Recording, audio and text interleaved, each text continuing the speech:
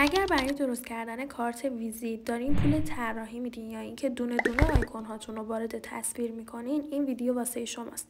فقط کافیه اپلیکیشن کنوا رو دانلود کنید، از قسمت سرچ بیزینس کارت رو سرچ کنید تا دنیایی از قالب‌های آماده بیزینس کارت رو تحویل بگیرید و هر کدومه که دوست داشته باشین میتونین انتخاب کنید. اگر نسخه پولی رو دارین فقط کافیه وارد کانال تلگرام بشید و نسخه رایگان کنوا رو از کانال دانلود کنید.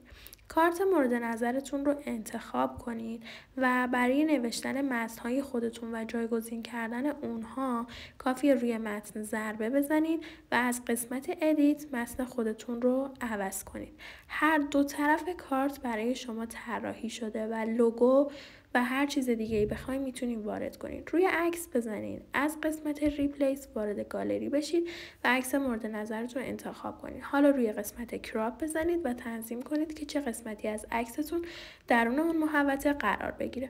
برای تغییر رنگ هم فقط کافیه روی هر قسمت ضربه بزنید و رنگ مورد علاقتون رو انتخاب کنید و در آخر به صورت PDF برای پرینت گرفتن ذخیره کنید.